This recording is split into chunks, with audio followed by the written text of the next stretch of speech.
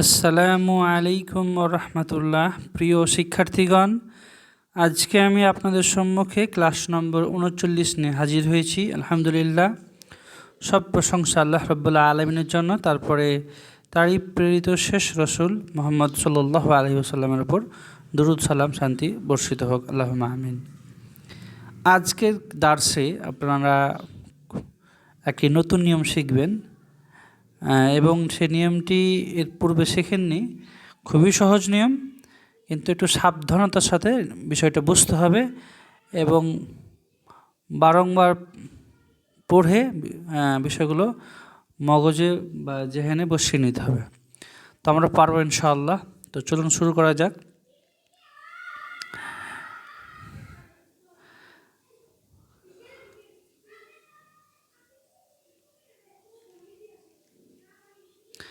Class নম্বর 39,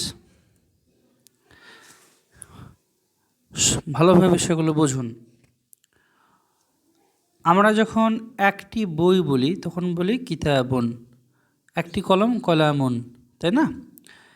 একইভাবে যদি বলি একটি গোলাপ, তখন আপনি বলবেন ওয়ারদাতুন। ওয়ারদাতুন মানে হলো একটি গোলাপ। আর যদি বলি একটি বড় গোলাপ, তো একটি বড় গোলাপ মানে তো একটা বড় গোলাপ তো কত আছে, এগুলো অনির্দিষ্ট। তখন আমরা বলি ওয়ারদাতুন কাবীরাতুন। ওয়ারদাতুন কাবীরাতুন, একটি বড় গোলাপ। এগুলো আপনারা শিখেছেন। আর যদি নির্দিষ্ট করি গোলাপটি আল ওয়ারদাতু, শেষে একটা পেশ আছে। এখন যদি বলি গোলাপটি বড়, আল ওয়ারদাতু কাবীরাতুন, গোলাপটি বড়।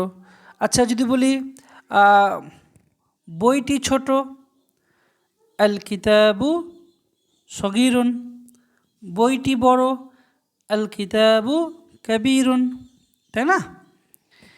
এবার আমরা নতুন জিনিস শিখব।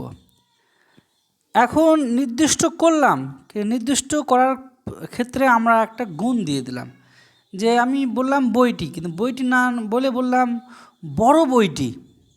খেয়াল করে দেখবেন, বইটি যখনই বললাম এটাই নির্দিষ্ট হয়ে গেল, কিন্তু আরও আমি একদম সূক্ষ্মভাবে বলছি যে বড় বই আছে, ওই বড় বইটি আমার দরকার। এখন বড় বইটির এটার আরবি কী হবে? আমরা শিখেছি বইটি বড়, এর আরবি বইটি বড়। বড় যদি পড়ে থাকে মানে বইটা কেমন তার ব্যাপারে যদি বলি যে বইটি বড় আল কিতাবু কাবীরুন, কিন্তু যদি বইটা বড় বুঝতে পেরেছি, কিন্তু বড় বইটি সম্পর্কে আমি কিছু বলছি, মানে নির্দিষ্ট তো করছি, কিন্তু তার আগে একটা গুণ লাগিয়ে দিয়েছি, বড় বইটি বা ছোট বইটি। এইভাবে যদি আমরা বাংলাকে আরবি করতে যাই, তখন কি নিয়ম হবে সেটা শিখব।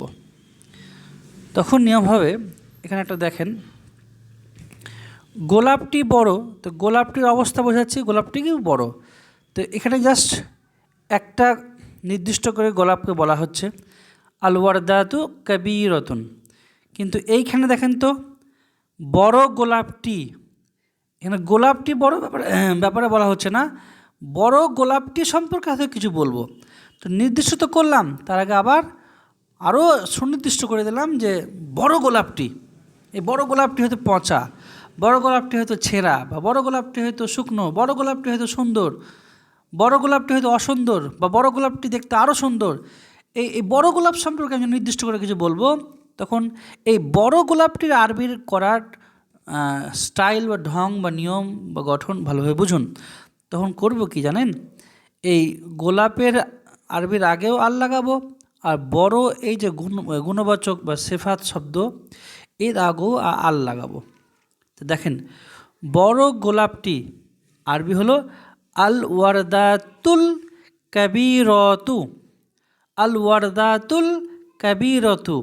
তাহলে এখান থেকে আপনারা বলেন তো, আমি একটু মিটে দেওয়ার চেষ্টা করি, একটু বুঝতে হবে ভালোভাবে। বড় বইটি পুরনো বললাম, তা আমি এইটুকু বাক্য পড়ে আপনারা কি বুঝলেন? আমি বইটি পুরনো বললে আপনারা আরবি করে দিতে পারতেন, এর আগে শেখানো হয়েছিল। কিন্তু বড় বইটি নির্দিষ্ট করে বলছি, বইটি তো বলছি কিন্তু আরও নির্দিষ্ট করছি যে বড় বইটি। তো এইটা আরবি হবে এভাবে, দেখেন আগে লিখবো বইটি আরবি আল কিতাবু, এই বইয়ের সাথে আবার বড় আরবি হলো কাবিরুন, বড় আরবি হলো কাবিরুন, এর আগেও আল লাগিয়ে দেবো। আর এই বইয়ের সাথে এই লামের উপর যে যজম আছে জড়িয়ে পড়বো, আল কিতাবুল কাবিরু, এখানে এক পেশ হয়ে যাবে, আল কিতাবুল কাবিরু। আবার পড়ছি, আল কিতাবুল কাবিরু, এইটা মানে হলো বড় বইটি, বড়টি বইটি এমনটা কিন্তু না, বড় বইটি। এরপর যদি বলি পুরনো, তো কদিমুন নতুন, জাদিদুন সস্তা, রহিসুন, এভাবে আমরা বলতে পারি। আমি মনে হয় বোঝাতে পারলাম। তারপর এখানে দেখেন তো, আবার দেখেন বড় গোলাপটি সম্পর্কে বলছি, গোলাপটি না বড় গোলাপটি সম্পর্কে বলছি, তখন আরবি হবে আল ওয়ারদাতুল, দেখেন এটা জড়িয়ে পড়লাম এর সাথে, তো এটার শেষে এক পেশ, এটার শেষে এক পেশ, আল ওয়ারদাতুল কাবিরতু মানে বড় গোলাপটি। এবার বলছি সুন্দর, তো সুন্দর আরবি হলো জামিলুন, কিন্তু এখানে জামিলাতুন করতে হলো, কারণ অর্দাতু বাতুন এই শব্দটা হলো মুয়ান্নাস, তাই না, তাই জামিলাতুন করলাম। আল ওয়ারদাতুল কাবিরতু জামিলাতুন, বড় গোলাপটি সুন্দর। যদি বলতাম বড় গোলাপটি অসুন্দর, আরবি কী হতো? ভিডিওটা একটু থামিয়ে নিজেরা চেষ্টা করুন তো, নিশ্চয়ই চেষ্টা করেছেন। ওটা আরবি হতো আল ওয়ারদাতুল কাবিরতু গয়রু জামিলিন, এভাবে জামিলাতিন, এভাবে হয়তো করেছেন আপনারা। এরপরে আমরা শিখলাম এই বিষয়টা একদম আমাদের আরও 5 রকম পড়ার সাথে মিশিয়ে যাতে আমরা গুলিয়ে না যাই, তার জন্য আমি আপনাদের 1 2 3 4 5 ছোট ছোট 5টা অনুচ্ছেদ রেখেছি, খুবই সহজ অনুচ্ছেদ, এটা কঠিন কিছু নেই, একদম গোনার বিষয়, কিন্তু গোনার বিষয়গুলোর সাথে আজকের শেখানো পাঠ যাতে গুলিয়ে না যায় তার জন্য 6টা ছোট ছোট, 6টা না 5টা ছোট ছোট অনুচ্ছেদ রেখেছি। চলুন ঝটপট মানে করার চেষ্টা করি। এগুলোতে আমি আর ব্যাকরণিক নিয়ম বোঝাবো না, যেটুকু দরকার আজকে ক্লাসের সাথে প্রাসঙ্গিক সেটুকু বলবো। হাজা কিতাবুন, এটা একটি বই, এটি একটি বই। কিতাবুন জাদিদুন, একটি নতুন বই। হাজা কিতাবুন জাদিদুন, এটি একটি নতুন বই। আল কিতাবু জাদিদুন, বইটি নতুন। আল কিতাবুল জাদিদু, নতুন বইটি। আজকের দার্স নতুন বইটি। আল কিতাবুল জাদিদু, এক সেকেন্ড, আল কিতাবুল জাদিদু জামিলুন, নতুন বইটি সুন্দর। শুধু বইটি সুন্দর বলে বলতাম আল কিতাবু জামিলুন, কিন্তু আমি আরও একদম খোঁচা দিয়ে বলছি নতুন বইটি সুন্দর। আল কিতাবুল জাদিদু, নতুন বইটির আরবি হবে আল কিতাবুল জাদিদু। আল কিতাবুল জাদিদু ইনদা মাহমুদিন, নতুন বইটি মাহমুদের কাছে। ফিল কিতাবিল, এবার দেখেন একটা নতুন নিয়ম শিখবো আমরা আবার, ঠান্ডা মাথায় বুঝুন। দেখেন ফি এর পরে যে আমরা শব্দটা নিয়েছি, যে মূল শব্দ শেষ হওয়ার একটা জের হয়। আচ্ছা ফিটা যদি বাদ দিতাম তাহলে এটুকু আরবি কীভাবে পড়তেন? আল কিতাবু শেষে একটা পেশ, আল কিতাবুল জাদিদু এখানেও একটা পেশ, তাই না? ফি যদি না থাকতো আমরা বলতাম আল কিতাবুল জাদিদু, একটু আগে পড়লাম। এখন ফি আসার জন্য মূল শব্দটা শেষ হওয়ার পর একটা জের হয়ে গেল একটা, তাহলে হয়ে গেল ফিল কিতাবি। খুব এক সেকেন্ড দাঁড়ান তো, মিটিয়ে দিই আমি।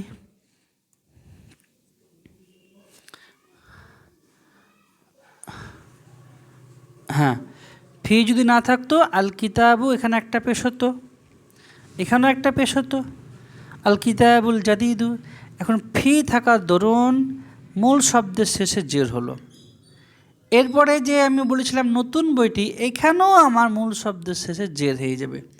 এটাই আজকে নতুন মশলা, মানে ফি হোক বা অন্য কিছু হোক, এখানে কোনো কারণে যদি জের হয়ে যায় তাহলে তো পরেরটাও ক্ষেত্রে এখানেও আল আছে, এখানেও আল আছে। এই আজকে যে নতুন দার্স শিখলাম সেক্ষেত্রে এই গুণবাচক শব্দের শেষও আবার জের হয়ে যাবে।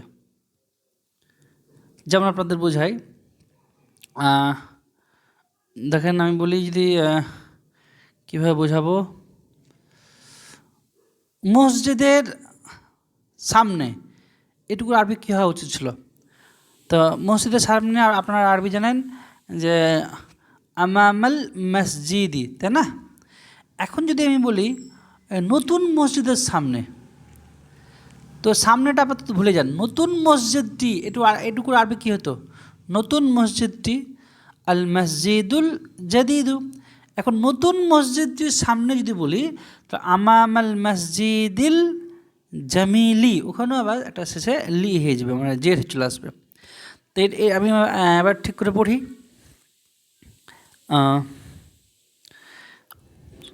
ফিল কিতাবিল জাদিদি, নতুন বইটির মধ্যে, কিসসাতুন আজীবাতুন, আশ্চর্যজনক ঘটনা বা গল্প আছে।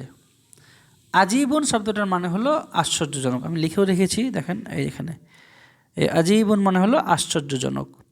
ওকে, আবার দেখেন, ফিল কিতাবিল জাদিদি, নতুন বইটির মধ্যে, সূরাতুন জামিলাতুন, সুন্দর দৃশ্য রয়েছে। নতুন বইটির মধ্যে, এখানে কিন্তু আল কিতাবুল জাদিদু পড়লাম না, ফি থাকার জন্য এখানেও জের পড়লাম বাইয়ের নিচে, এখানেও দালের নিচে জের দিলাম। ফিল কিতাবিল জাদিদি সূরাতুন জামিলাতুন, নতুন বইটির মধ্যে সুন্দর দৃশ্য রয়েছে। দেখেন এগুলো খুব সহজ পড়া, তাও দিলাম কেন? যাতে আজকের দার্স আর পুরোনো দার্স সাথে গুলিয়ে না যায়, তার ধরুন এগুলো দেওয়া হয়েছে। চলুন তাড়াতাড়ি আমরা পড়ি। সাইয়ারাতুন মানে হলো 4 চাকা গাড়ি, আমি এখানে গাড়ি বলবো শুধু। ওকে, এই গাড়ি মানে হয় 4 চাকা গাড়ি, কার, 4 চাকার গাড়ি। ওকে, হাজিহি সাইয়ারাতুন, এটি একটি গাড়ি। সাইয়ারাতুন জাদিদাতুন, একটি নতুন গাড়ি। আস-সাইয়ারাতু জাদিদাতুন, গাড়িটি নতুন। আস-সাইয়ারাতুল জাদিদাতু, নতুন গাড়িটি সারিয়াতুন, দ্রুতগামী। আমামা হাজাল বাইতি, আমামা হাজাল বাইতি সাইয়ারাতুন জাদিদাতুন, এই বাড়ির সামনে একটি নতুন গাড়ি। আস-সাইয়ারাতুল জাদিদাতু আমামা হাজাল বাইতি, নতুন গাড়িটি এই বাড়ির সামনে। অনুবাদ ভালোভাবে খেয়াল করবেন, নতুন গাড়িটি এই বাড়ির সামনে। নতুন গাড়ি বললাম না, নতুন গাড়িটি, টি লাগিয়েছি, এই বাড়ির সামনে। সাহিবু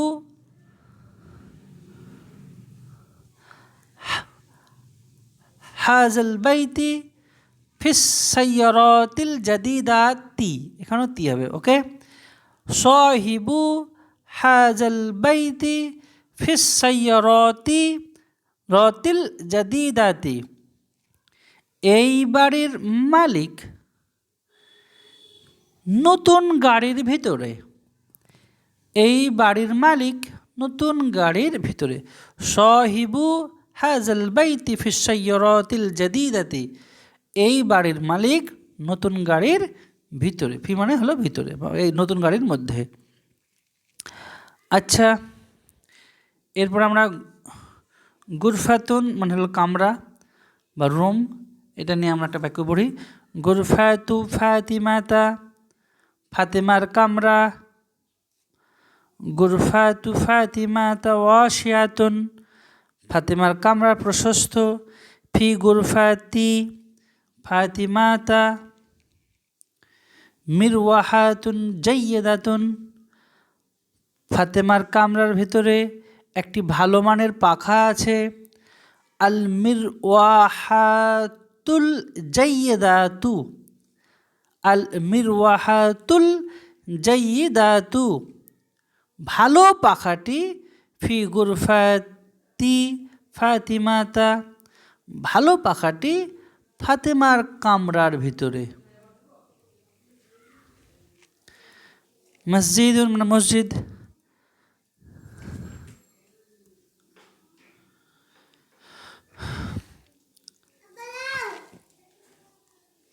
রেখে দাও।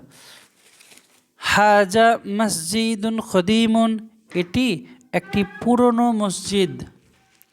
আল মসজিদুল কদিমু মাশহুরুন, পুরনো মসজিদটি বিখ্যাত।